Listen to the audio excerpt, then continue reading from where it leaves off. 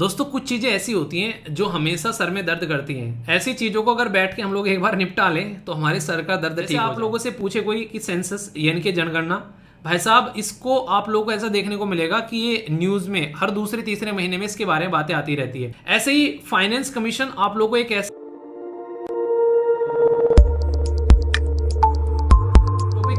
दोस्तों कुछ चीज़ें ऐसी होती हैं जो हमेशा सर में दर्द करती हैं। ऐसी चीज़ों को अगर बैठ के हम लोग एक बार निपटा लें तो हमारे सर का दर्द ठीक हो जाए। जैसे आप लोगों से पूछे कोई कि सेंसस यानी कि जनगणना, भाई साहब इसको आप लोगों को ऐसा देखने को मिलेगा कि ये न्यूज़ में हर दूसरे तीसरे महीने में इसके बारे में बातें आती रहती है। एक बार बैठकर जनगणना का चैप्टर खत्म कर लिया अपना तो कहानी खत्म हो गई। ऐसे ही फाइनेंस कमीशन आप लोगों को एक ऐसा ये सिस्टम, एक ऐसी बॉडी, एक संवैधानिक बॉडी है जो कि आप लोगों को ये हर दूसरे तीसरे महीने में आप लोगों को न्यूज़ में देखने को मिल जाएगी। तो एक बार बैठकर अगर आप लोगों ने कॉन्सेप्ट समझ लिए और चीज़ों को अच्छे से जान लिया तो फिर कितनी बार भी आती रहे आप लोगों को उसको 5 मिनट में ऊपर से देखकर निकल जाओगे और सारी बातें आप लोगों को पता रहेगा। ऐसे ही अभी आप लोगों ने देखा पहले बहुत ही ज़्यादा जद्दोजहद हुई थी 14 फाइनेंस कमीशन के बारे में, दुनिया भर की बातें डिस्कशन चली थी। उससे भी ज़्यादा हुई 15 के बारे में, क्योंकि आप लोगों को पता है कि जब कोई फाइनेंस कमीशन बनाया जाता है उससे 3-4 साल पहले ही उसके बारे में प्रक्रिया स्टार्ट हो जाती है। जैसे 15 फाइनेंस कमीशन जो है वो 2017 में इसके बारे में बातें करना स्टार्ट कर दी थी कि हाँ भाई साहब ऐसा कोई कॉन्स्टिट्यूशन, ऐसा कोई कमीशन होना चाहिए। तो 2017 में इसको बना दिया गया क्योंकि अच्छे से एनालिसिस करके अपनी रिपोर्ट प्रस्तुत करे ताकि आने वाले 5 साल के लिए फिर उस पैटर्न में काम किया जा सके। अब रीज़न क्या है, इतना टाइम क्यों किया जाता है? सारी चीजें जो है अगर आप लोग ध्यान से देखोगे वो पैसे के इर्द गिर्द घूमती है। मतलब सरकार जो है वो टैक्स को कलेक्ट करती है और उस टैक्स के कलेक्शन का फिर डिस्ट्रीब्यूशन होता है सेंटर और स्टेट के बीच में, और जो पैसा सेंटर और स्टेट के बीच पास में जाता है उसी से देश की पूरी प्रक्रिया चलती है। यानी कि उसी से पूरा जो देश का है वो खर्चा चलता है, जहां जहां कहां कहां स्पेंड करना है, और उसी से सारी पॉलिसीज जो है वो इंप्लीमेंट होती है। तो यहाँ पर जो पैसा है यानी कि टैक्स पेयर की जो मनी है उसका एक सिस्टमेटिक वे में डिस्ट्रीब्यूशन हो जाए ताकि सेंटर भी अपना काम जो है वो अच्छे से कर सके और स्टेट भी अपना काम जो है वो अच्छे से कर सके। तब जाकर ये पूरा एक फेडरलिज्म का जो कॉन्सेप्ट है वो अच्छे से इंप्लीमेंट होता हुआ नजर आता है। यानी कि संघवाद का ढांचा सेंटर और स्टेट आपस में मिलकर काम करते हैं, और ये बात हमारे संविधान निर्माता बखूबी समझ गए थे। इसलिए उन्होंने सबसे पहले क्या किया, फाइनेंस कमीशन जैसी एक बॉडी यहाँ पर जो कि संवैधानिक बॉडी थी, कॉन्स्टिट्यूशनल बॉडी, उसको बना दिया एक पर्टिकुलर आर्टिकल के तहत। बताइए कौन सा आर्टिकल है वो, आगे चल के बता दूंगा, टेंशन मत लेना, अभी फिलहाल बस आंसर दे दो, ठीक है। अभी फिलहाल 15 फाइनेंस कमीशन ने अपनी रिपोर्ट प्रस्तुत की है और उसके ऊपर प्रक्रिया जो काम है बेसिकली अब चल रहा है फिलहाल के टाइम पर, उसको हम लोग यूज कर रहे हैं। क्यों? क्योंकि वो जो है 2021 से लेके आप लोग को 2026 तक का उसका ड्यूरेशन देखने को मिल रहा है। अभी इंपॉर्टेंट बात क्या है, जैसे ही यहाँ पर क्या होता है बेसिकली हम लोग क्या काम करते हैं कि लगभग 3 से 4 साल पहले जब फाइनेंस कमीशन का ड्यूरेशन कंप्लीट होना होता है हम लोग नेक्स्ट फाइनेंस कमीशन बनाना स्टार्ट कर देते हैं। इसीलिए 16 फाइनेंस कमीशन जो है उसके बारे में बातें होना स्टार्ट हो गई है कि 16 फाइनेंस कमीशन को किस तरीके से डिफरेंटली काम करना पड़ेगा। मतलब क्या है, आप लोग खुद सोचिए। आप लोगों को पता है कि हमारे देश के अंदर में जब 14 फाइनेंस कमीशन आया तो 14 फाइनेंस कमीशन के बाद में 15 फाइनेंस कमीशन का जब टर्म आया उसके बीच में एक काफी बड़ा चेंजेस आप लोगों को देखने को मिलेगा। वो क्या था बताइए? ये बहुत बड़ा चेंज था जिसको आप लोग रिकॉल कर सकते हो बड़ी आसानी से, थोड़ा सा भी अगर दिमाग पर जोर डालोगे। वो था जीएसटी का इम्प्लीमेंटेशन। जीएसटी यानी कि गुड्स एंड सर्विस टैक्स, यानी कि देश के अंदर में जितना भी टैक्स था वो सारा का सारा टैक्स जो है उसको सब्ज्यूम कर एक जीएसटी टैक्स बनाया, और इसको हम लोगों ने एक इनडायरेक्ट टैक्स की कैटेगरी में डाला। और ये जो इनडायरेक्ट टैक्स है ये सारा का सारा इनडायरेक्ट टैक्स जो है अब सेंटर और स्टेट के बीच में डिस्ट्रीब्यूट किया जाएगा। ये कैसे किया जाएगा डिस्ट्रीब्यूट, ये सारी की सारी रेस्पॉन्सिबिलिटी जो है कहीं ना कहीं डायरेक्ट और इनडायरेक्ट वे में अब फाइनेंस कमीशन के ऊपर आ गई कि भाई साहब तुम देख लो इसको कैसे लेकर चलना है। एक सबसे बड़ी जो दिक्कत आ रही थी 14 फाइनेंस कमीशन के टाइम पर भी जो कई सारे राज्य चिल्ला रहे थे वो थे हमारे देश के अंदर में साउथ इंडिया के राज्य, मतलब सदर्न स्टेट। सदर्न स्टेट जैसे केरला हो गया, तमिलनाडु हो गया, आंध्र प्रदेश हो गया, कर्नाटक हो गया। ये वो राज्य हैं जिनमें पॉपुलेशन जो है वो काफी कम है और एजुकेशन यानी कि लिटरेसी रेट जो है वो काफी ज्यादा है। पर लेकिन अगर नॉर्थ के राज्य के बारे में बात करें जैसे उत्तर प्रदेश हो गया, यहाँ पर बिहार हो गया, वेस्ट बंगाल हो गया, ये वो राज्य हैं जहां पे पॉपुलेशन जो है बहुत ज्यादा आप लोगों को देखने को मिलेगा, और लिटरेसी रेट जो है वो उत्तर प्रदेश और बिहार में तो काफी कम आप लोगों को यहाँ पर नजर आएगा। तो इसके चलते यहाँ पर क्या होता है, जिस राज्य की पॉपुलेशन ज्यादा है उसको ज्यादा पैसा दिया जाता है, फाइनेंस कमीशन के द्वारा। और जिस राज्य की पॉपुलेशन कम है उसको कम पैसा दिया जाता है। जरूरी भी है, क्यों? क्योंकि पॉपुलेशन का पेट भी पालना है, सबको वहां पर एक सिस्टमेटिक वे में सारी चीजें प्रोवाइड करानी है, इतने सारे लोगों को सारी चीजें सर्विस प्रोवाइड करानी है, तो पैसा तो लगता है। पर लेकिन इसकी वजह से दुख किसको होता है? इसकी वजह से दुख होता है इन राज्यों को। इन्होंने बोला कि यार देखो हमको कितना नुकसान उठाना पड़ रहा है अपनी पॉपुलेशन कम करने का। आज की डेट में हमारी रिप्रेजेंटेशन जो है वो पार्लियामेंट में कम है क्योंकि हमारी पॉपुलेशन कम है। उत्तर प्रदेश देखो, अकेला उत्तर प्रदेश जो है वो पार्लियामेंट के अंदर में कितनी सारी सीटें लिए बैठा है कि कोई भी पॉलिटिकल पार्टी सबसे ज्यादा फोकस उत्तर प्रदेश पर देती है। सबसे ज्यादा फोकस उत्तर प्रदेश पर जाता है क्योंकि सबसे ज्यादा पार्लियामेंट के अंदर में उत्तर प्रदेश की सीट है। और सीटों का डिस्ट्रीब्यूशन किसके बेस पर होता है? पॉपुलेशन के बेस पर है कि नहीं? अब यहां पर ये राज्य बोलते हैं कि यार आप लोगों को हमको अप्रिशिएट करना चाहिए कि हम लोगों ने पॉपुलेशन कम कर रखी है, पर लेकिन जिस तरीके का माहौल बन रहा है उस तरीके से तो यार हमको नुकसान हो रहा है ना। तो हमारी रिप्रेजेंटेशन ढंग से मिल रही है, हम लोग यहाँ पर अच्छी खासी कंपनी है, यहाँ पर दुनिया भर का टैक्स पे करते हैं, ऊपर से हमारा शेयर जो है वो आप लोगों को कम देखने को मिलता है। मतलब हमको जिस चीज का फायदा मिलना चाहिए था, हमको जिस चीज के लिए अप्रिशिएट करना चाहिए था आप लोगों को, वही चीज जो है वो हम लोग को नुकसान पहुंचा रही है। तो इससे अच्छा तो ये कि हम भी अपनी पॉपुलेशन बढ़ाना स्टार्ट कर दे यार, हमारी रिप्रेजेंटेशन अच्छी होगी, हमको फाइनेंस कमीशन के थ्रू ज्यादा पैसा मिलेगा, अपने रिसोर्सेज जो है हम लोग एक तरीके से और अच्छे से अपने एरिया में यूटिलाइज कर पाएंगे, पॉलिटिकली हम और ज्यादा इंपावर स्टेट बनेंगे। जो हमारी कोई बात नहीं सुनता है, कल को अगर हमारे पास में उत्तर प्रदेश इतनी सीट आ गई तो सारी पॉलिटिकल पार्टी हमारे यहां पर बैठी मिलेंगी। हो सकता है कल को हमारे में से कोई यहां पर प्राइम मिनिस्टर हमारा निकल के यहां पर पहुंचे। आप ध्यान से देखना, सबसे ज्यादा प्राइम मिनिस्टर आज के डेट में किस राज्य से, बताइए जरा जाकर सर्च करना एक बार। प्राइम मिनिस्टर मोदी भी उत्तर प्रदेश से ही है, बनारस से अपनी कॉन्स्टिट्यूएंसी से वो आप लोगों को देखने को मिला, बेसिकली जीत कर आते हैं। ठीक है, तो ये चीज आप लोग समझ सकते हैं। तो इसीलिए इस चीज को ध्यान में रखते हुए जो अपने नेक्स्ट फाइनेंस कमीशन आए 14 के बाद में 15, इन्होंने पॉपुलेशन वाला जो रेशियो है उसको घटाकर 27 से 15 कर दिया, क्योंकि बहुत ज्यादा इसके ऊपर डिबेट डिस्कशन यहां पर चल रहा था। ठीक है, इसी के साथ में यहां पर ये सबसे बड़ा चेंज किया गया था उस टाइम पर। तो फॉरेस्ट यहां पर ये था, जो फॉरेस्ट वाला एरिया था, जो ज्यादा फॉरेस्ट वगैरह इनके ऊपर फोकस करेगा उसको और ज्यादा शेयर दिया जाएगा, इसके लिए 10% कर दिया। ठीक है, इसके साथ में डेमोग्राफिक डिविडेंड के लिए यहां पर डाल दिया। टैक्स में जो एफर्ट डाल रहा है, साउथ इंडिया के राज्य बोले थे ना कि हमको यहां पर टैक्स अपना इतना अच्छा देने का क्या फायदा हो रहा है, उसके लिए 2.5% दे दिया यहां पर। तो यानी कि इस तरीके से आप लोग देखते हैं यहां पर बहुत ही अच्छे लेवल पर यहां पर पैसे का डिस्ट्रीब्यूशन किया गया। तो यहां पर ये चीजें आप लोग समझ पाते हैं। तो एक बहुत बड़ी टास्क थी। और सबसे खतरनाक चीज क्या हुई, उस बीच में कोविड-19 भी यहां पर देखने को मिला। तो 15 फाइनेंस कमीशन ने काफी बड़ा अपना रोल प्ले किया, जिस तरीके से वो काम करता हुआ यहां पर नजर आया। अब 16 फाइनेंस कमीशन के सामने बहुत सारे चैलेंजेस आप लोगों को यहां पर आने वाले टाइम में देखने को मिलने वाले हैं। तो सबसे पहले फाइनेंस कमीशन की थोड़ी सी हिस्ट्री मैं आप लोगों को बता देता हूं, क्योंकि यहां से क्वेश्चन बनते हैं, तो इसलिए आप लोगों को थोड़ा सा पता रहेगा। जैसे सबसे पहले तो हमारे देश के अंदर में पहला फाइनेंस कमीशन किस टाइम पर यहां पर बेसिकली बनाया गया, तो याद रखना 1952 से लेके 1957 तक का 5 साल का टाइम ड्यूरेशन आप लोगों को यहां पर देखने को मिला, जो फर्स्ट फाइनेंस कमीशन आप लोगों को यहां पर देखने को मिला। ठीक है, फिर सेकंड फाइनेंस कमीशन कब, यहां पर 1957 से लेके 62 तक, ये आप लोगों के सामने यहां पर निकल कर आया। ठीक है, नाम जरूर याद रखना। पहले वाले के जो यहां पर चेयरपर्सन थे, इनका नाम था केसी नगोई। मतलब वनडे टाइप में इतनी बार घिस चुके हैं इस क्वेश्चन को, जिसकी कोई सद नहीं है। और कई एग्जामिनर को तो फिर भी शर्म नहीं आती है, फिर भी पूछ लेते हैं कहीं ना कहीं डाल के इसको। सेकंड फाइनेंस कमीशन के जो चेयरमैन थे, इनका नाम था के सनातनम। ठीक है, तो इनका नाम भी आप लोग याद रख सकते हैं। पर लेकिन फर्स्ट का तो रखना ही रखना है, करंट का आप लोगों को जरूर रखना है, और करंट से पहले वाले का। ठीक है, तो 14 फाइनेंस कमीशन के चेयरमैन कौन थे, ये आप लोगों को बताना है। अभी यहां पर मैं बात कर रहा हूं 15 फाइनेंस कमीशन के बारे में। 15 फाइनेंस कमीशन का जो ड्यूरेशन है वो 2021 से लेकर 26 किया गया। यहां पर एनके सिंह जी की अध्यक्षता में ये फाइनेंस कमीशन बनाया गया, क्योंकि ये एक ऐसी बॉडी है जो संविधान में इसके बारे में लिखा है। तो इसलिए मैंने बोला था आगे चलोगे तो आप लोग को आंसर मिल जाएगा। ये है आप लोगों के क्वेश्चन का आंसर। इसको आर्टिकल 280 के अंदर में रखा गया है, और पार्ट ये आप लोग को 12 में देखने को मिलेगा। पार्ट 12 आर्टिकल 280 में फाइनेंस कमीशन के बारे में बात की गई है। और ये एक क्वाजाई जो जुडिशियल बॉडी है, यानी कि आप लोगों को देखने को मिलेगा कि जुडिशरी की भी पावर फाइनेंस कमीशन के पास में रहती है, हल्की फुल्की सी जहां पर रिक्वायरमेंट रहती है। ठीक है, इसी के साथ में कॉन्स्टिट्यूट कौन करते हैं, तो इंपॉर्टेंट है यहां पर, ये बेसिकली प्रेसिडेंट ऑफ इंडिया से एक तरीके से अर्लियर यहां पर परमिशन ली जाती है कि ऐसा कुछ करने जा रहे हैं। इसके अंदर में नॉर्मली क्या रहते हैं मेंबर, चेयरमैन रहते हैं प्लस 4 मेंबर रहते हैं, इंक्लूडिंग हाई कोर्ट के जज अपॉइंट किए जाते हैं प्रेसिडेंट के द्वारा। ठीक है, डिसाइड किए जाते हैं इनकी क्वालिफिकेशन पार्लियामेंट के द्वारा। क्या, तो कि यहाँ पर इसको ढंग से इंप्लीमेंट किया जा सके। At the end of the day पैसे का डिस्ट्रीब्यूशन सही तरीके से होना चाहिए।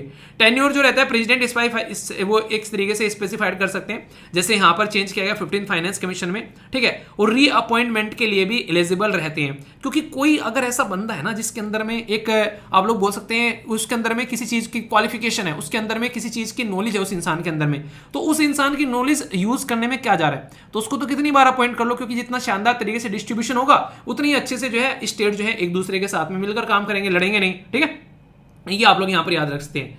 इसके द्वारा जो रिकमेंडेशन यहां पर दी जाती है, रिकमेंडेशन वो प्रेसिडेंट को दी जाती है, क्योंकि प्रेसिडेंट ऑफ इंडिया जो है उसको फिर यहां पर बेसिकली पार्लियामेंट के सामने रखते हैं कि ये रिकमेंडेशन आई है।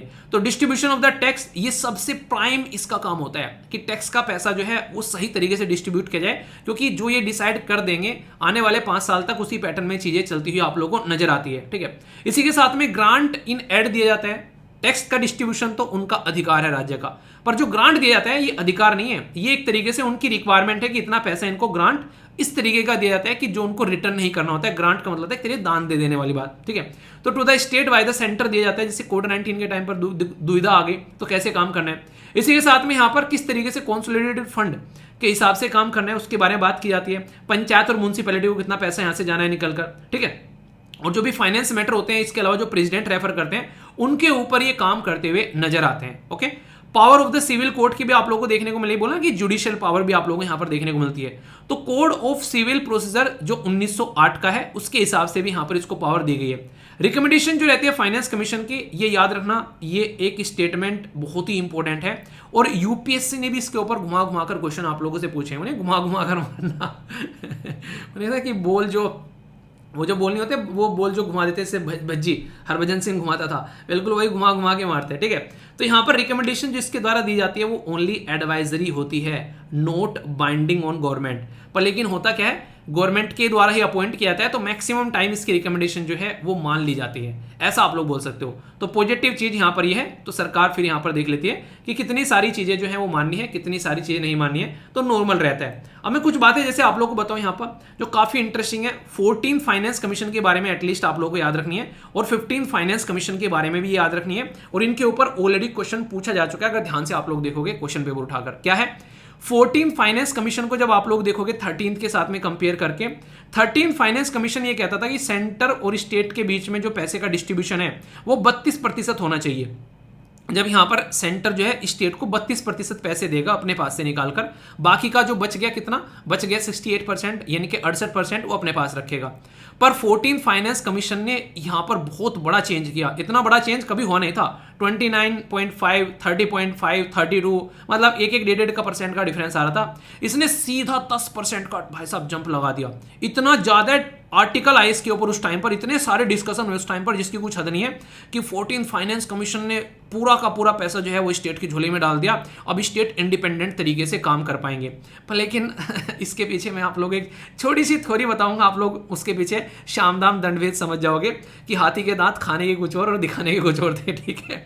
राज्य बाद में रोए भी इसको लेकर, कई सारे एडिटोरियल मैंने डिस्कस किए थे उस टाइम पर कि मुद्दा क्या है। तो यहां पर बोला गया कि 32% जो है यहां पर ये 42% कर दिया, यानी कि 10% का जंप जो है वो किस फाइनेंस कमीशन ने दिया, तो 14 फाइनेंस कमीशन ने दिया। तो 14 फाइनेंस कमीशन के चेयरमैन कौन है ये आप लोगों को बताना है।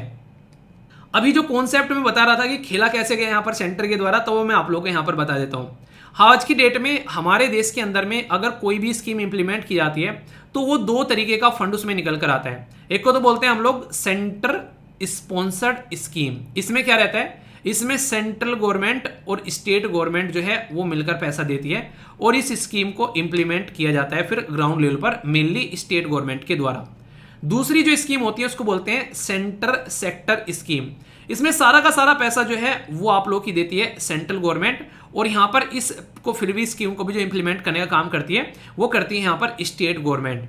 तो यहां पर जब ये 42% बढ़ा दिया गया 32% से कर, तो एक तो सबसे बड़ा काम यहां पर क्या किया गया, सेंटर ने कई सारी सेंट्रल स्पॉन्सर्ड और सेंट्रल सेक्टर स्कीम जो है खासकर वो इंप्लीमेंट करनी बंद कर दी, यानी कि स्टेट को ही रेस्पॉन्सिबिलिटी दे दी कि अब ये स्कीम लाने का हमारा कोई मतलब बनता नहीं है, अब तुम्हारे हाथ में पैसा आ गया है, अब इन स्कीम को तुम अपने हिसाब से इंप्लीमेंट कर लो, ठीक है।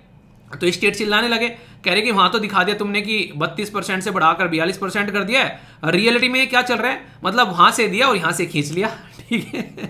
तो इसलिए कई सारे स्टेट जो है वो कह रहे थे कि कहने के लिए 42% से 10% आप लोगों को दिख रहा है, कुल मिलाकर ये 3 से 4% ही आप लोगों को नजर आएगा जब ग्राउंड लेवल पर जाकर आप लोग देखोगे कि कितना पैसा सेंटर स्पॉन्सर्ड स्कीम में आता था। तो कई जगह सेंट्रल सेक्टर स्कीम जो है वो बिल्कुल ही बंद कर दी कि पैसा देने का मतलब क्या है, उनको काम अपने हिसाब से करने दो। ठीक है। अब यहां पर पहली बार लंबे समय से चीजें बढ़ती आ रही थी, 29.5, 30.5, 32, फिर 42, अब यहां पर घट गया 41। ऐसा क्यों किया गया? तो ये बड़ी सोचने वाली बात थी और इसके ऊपर क्वेश्चन बनाए घूम घूम कर एग्जामिनर ने। उनको तो बस टॉपिक चाहिए कि अच्छा मिल गया टॉपिक, ऐसा हुआ है, आखिर क्यों हुआ ये बता दो बस। ये इसलिए हुआ क्योंकि हमारे देश के अंदर में जो नया राज्य था, बेसिकली एक वो नई यूनियन टेरिटरी थी, जम्मू एंड कश्मीर, ठीक है, और लद्दाख, ये पहले स्टेट हुआ करते थे। अब स्टेट हुआ करते थे तो स्टेट को पैसा मिलता था, अब यहां पर स्टेट नहीं है तो क्या हो गया, ये घटकर बन गए आप लोगों के लिए यूनियन टेरिटरी। जब यूनियन टेरिटरी बन गए तो यूनियन टेरिटरी यानी कि सेंट्रल गवर्नमेंट के अंदर में आने वाली टेरिटरी, यूनियन गवर्नमेंट के अंदर में आने वाली टेरिटरी, तो उसका पैसा जो है वो यूनियन गवर्नमेंट के पास में ही रहेगा, वो जो है स्टेट गवर्नमेंट ही नहीं है। अब यहां पर पूरा साम धाम दंड भेद लगाना सेंटर को है, उसके हाथ में सारा पैसा देना। तो 1% जो है वो यहां पर इसके लिए कट कर लिया गया था, क्योंकि यहां पर वो सारा का सारा खर्चा जो है वो सेंट्रल गवर्नमेंट करेगी, क्योंकि ये यूटी है, सेंट्रल गवर्नमेंट के एडमिनिस्ट्रेशन के अंदर में आती है। तो इसलिए यहां पर इसको कम किया गया, क्योंकि जो राज्य सरकार थी जम्मू एंड कश्मीर की, उसको चेंज कर कर यूनियन टेरिटरी में यानी कि केंद्र शासित प्रदेश में बना दिया गया। ये यहां पर मुद्दा देखने को मिला।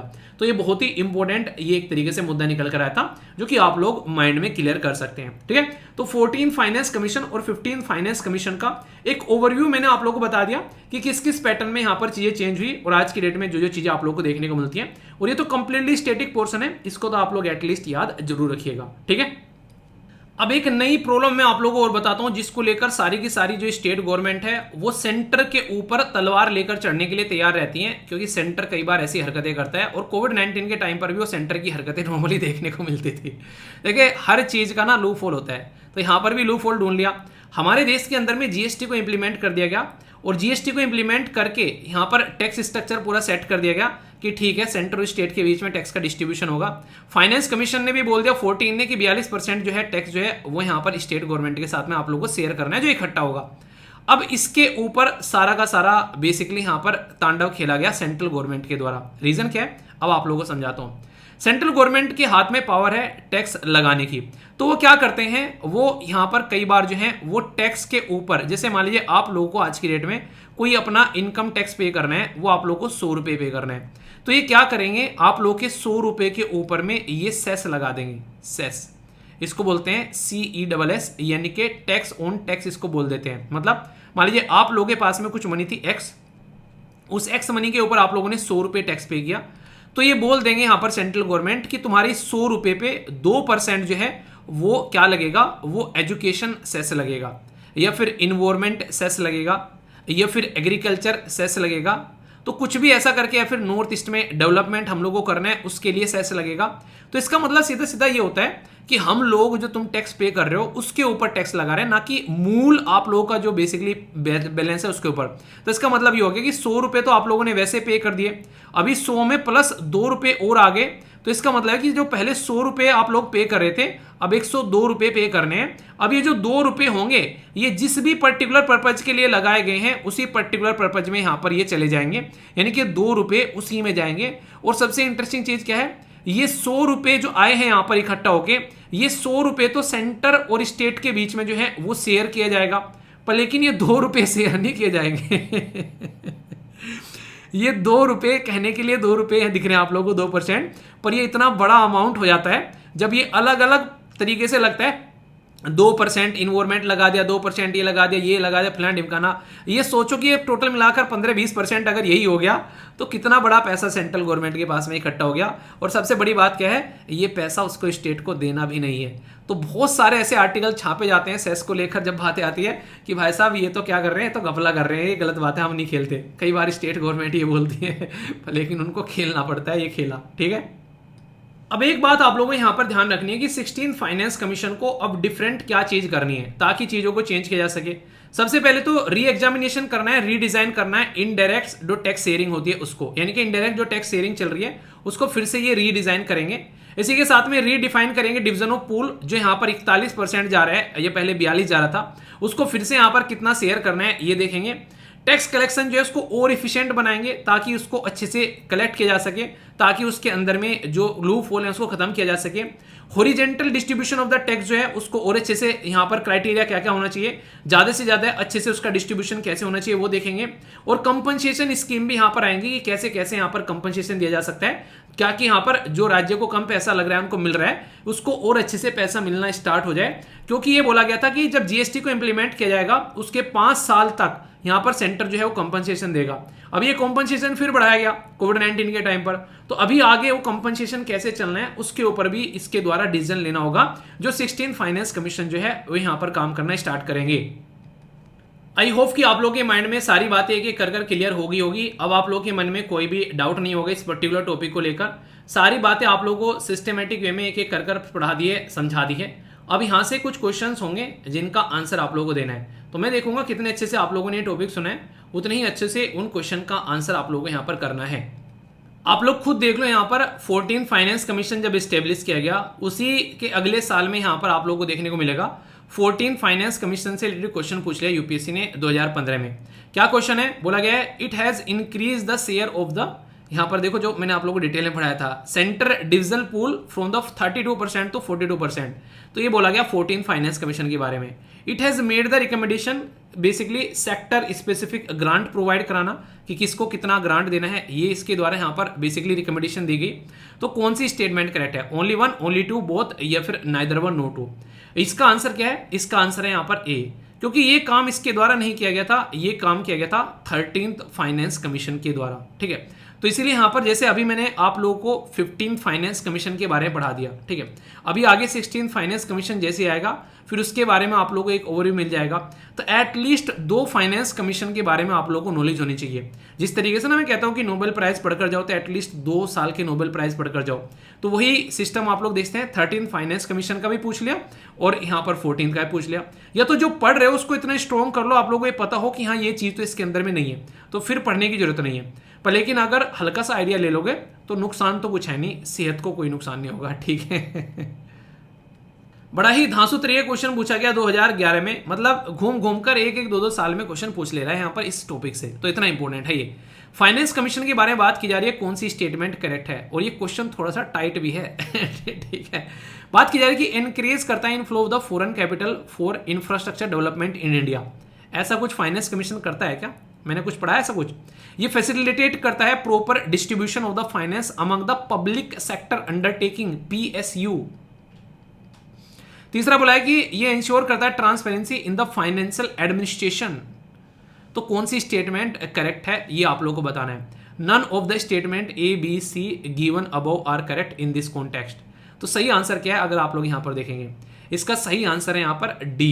क्यों, क्योंकि यहां पर ना तो ये काम करता, ये काम इसका रहेगा तो बे तो हो चुका काम। क्योंकि जब हमारे देश में संविधान बनाया गया था, आप लोगों को लगता है कि ऐसा कुछ यहाँ पर फाइनेंस कमीशन के लिए बोला गया होगा कि ऐसा कुछ यहाँ पर करना चाहिए फाइनेंस कमीशन को, या फाइनेंस कमीशन को ये टास्क दी गई होगी।